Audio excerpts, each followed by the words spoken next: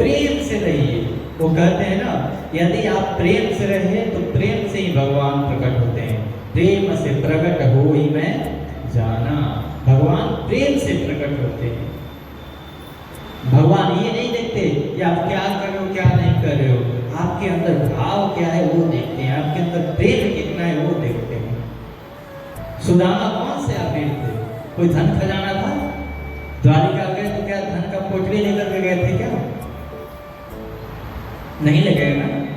क्या ले गए थे वो? प्रेम ले गए थे, प्रेम भर के। और उस प्रेम के कारण भगवान वहां अपने सिंहासन को भी छोड़कर के दौड़े दौड़े नंगे पैर चले आए, क्योंकि भगवान प्रेम के वश में। और ये प्रेम के वश में, देखिए भगवान तो है ही, हम सब प्रेम के वश में हैं। यदि कोई प्रेम से कुछ भी करवा लेता है, कितना भी कठिन से कठिन कार्य करवा लेता है तो हम कर लेते हैं।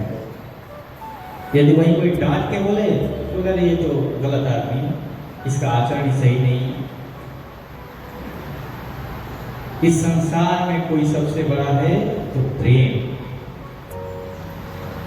और प्रेम का उदाहरण देते हुए गोस्वामी जी कहते हैं कि देखिए, प्रेम और मित्रता ये दोनों बिल्कुल समकक्ष हैं, एक स्थान पर रहने वाले हैं। और प्रेम मित्रता में ना कोई बड़ा होता है ना कोई छोटा होता है, दोनों बराबर होते हैं, दोनों एक दूसरे के पूरक होते हैं। जैसे हमारी मित्रता कैसे होनी चाहिए, एक दूसरे में प्रेम कैसा होना चाहिए, तो कहते हैं कि जल और दूध के जैसे। जल पाए सरिस बिकाई, देखो प्रीत प्रीति बनी। दूध ने देखा कि भाई चलो मैं तो अभी अकेला हूं, मुझे किसी से मित्रता करनी है। वो ढूंढ ही रहा था कि तब तक जल चला है। जल कहा कि भाई हम आपसे मित्रता करना चाहते हैं। बोला कि आप हमसे मित्रता करना चाहते हो? बोले कि हाँ, क्योंकि मेरे को कोई पूछता नहीं है, ना मेरा कोई रंग है ना कुछ है। जल का कौन सा रंग है किसी को पता है? नहीं। बोले मेरा कोई महत्व ही नहीं है, लोग मेरे को उपयोग तो करते हैं परंतु मेरा महत्व कोई नहीं जानता। और मैं तो 20 रुपए लीटर बिकता हूँ, तुम 60 रुपए लीटर बिकते हो, तुम्हारा ऐसे ही महत्व है। बोले कि अच्छा, आप मेरे से मित्रता करना चाहते हो तो ठीक है, लेकिन मित्रता का एक शर्त है कि हम दोनों को एक दूसरे से मिल के रहना होगा, हम एक दूसरे के विरोध नहीं करेंगे। जल ने स्वीकार कर लिया, हमें स्वीकार है। दूध ने कहा कि आपको स्वीकार है तो आ जाइए, मेरे से मित्रता करिए, मेरे से प्रेम करिए। और दूध ने जल को भी अपने में मिला लिया। जल ने देखा कि इतना बड़ा दुख होकर के भी, मेरे से कीमती होकर के भी मेरे को अपना रहा है। जल ने कहा कि मैं अपने अस्तित्व को समाप्त करके तुम में मिल जाऊंगा।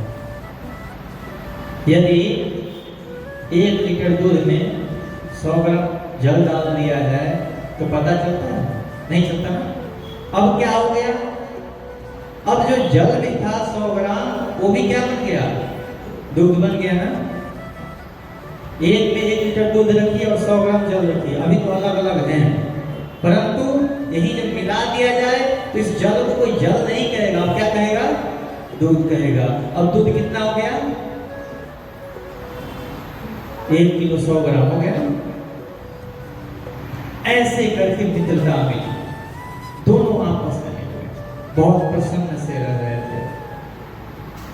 एक दिन हमारा ग्वाला भाई उस दूध को ले जा करके और आपने से किसी को दे दिया होगा, और जैसे ही आपको दिया तो आपने क्या किया? आज इनकी दोस्ती को तोड़ना है। ये दोनों मिले कैसे हैं? इन दोनों को तोड़ेंगे आज। और जैसे ही आपने विचार बनाया, एक बर्तन में उन दूध को डाला और गैस पे रख दिया, नीचे से आग लगा दी। अब जैसे आग लगाए, अब उनमें जैसे एकदम थोड़ा थोड़ा तप्त होते गए जैसे ज्यादा गर्म हुआ तो सबसे पहले कौन जलता है? जल देखता है कि अरे ये तो हमारे दोस्ती तोड़ने के पीछे पड़ गए हैं, ये तो दुग्ध जला रहे हैं। जल कहता है कि दुग्ध को जलने नहीं दूंगा। अरे ये जो मित्र मेरा था, ये मेरे को अपना करके अपना अस्तित्व दिया। मैं जल था, मुझे दुग्ध बनाया है। मैं 20 रुपए लीटर था, आज 60 रुपए लीटर बनाया है। यदि इस पर किसी प्रकार की आंच आ रही है तो उसको पहले मैं सहन करूंगा। और ऐसा विचार करके जल पहले अपने को जलाने लगता है।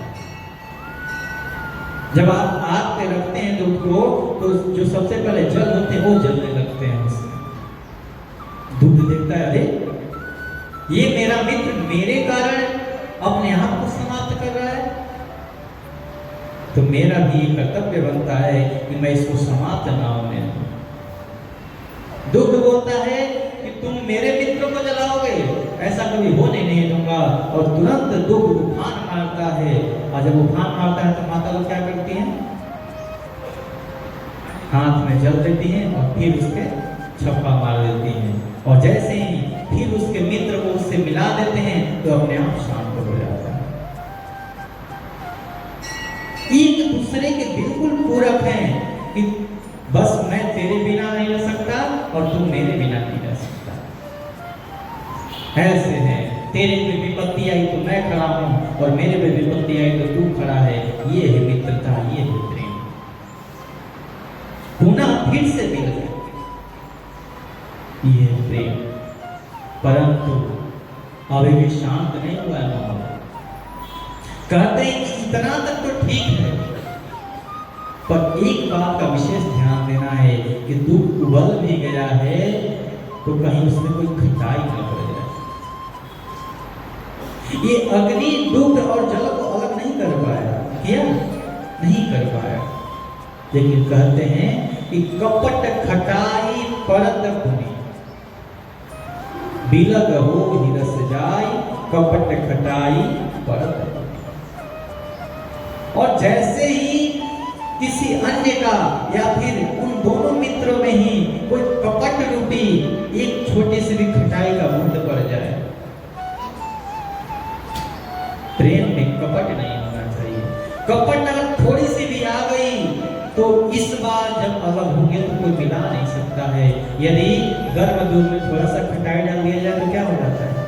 पानी अलग, दूध अलग। और जब ये अलग हुए तो अब तो इनको कोई मिला नहीं सकता। कोई मिलाएगा? पनीर बना दिया और पनीर का पानी अलग कर दिए, अब सोचो कि इसको फिर से दूध बना दे, बन पाएगा? नहीं बन पाएगा। कहने का तात्पर्य है बंधुओं, प्रेम में, मित्रता में, रिश्ता में कभी भी कोई कपट की खटाई नहीं करनी चाहिए। यदि जहां ये खटाई पड़ गई फिर तो कोई नहीं मिला सकता। और रिश्ता समाप्त करने वाला कोई यंत्र बना हुआ है तो एक कपट ही है। कपट से बड़े रिश्ता समाप्त हो जाते हैं। इसीलिए कहते हैं कि अपने आप को संभाल के रखिए, सबको प्रेम लुटाइए।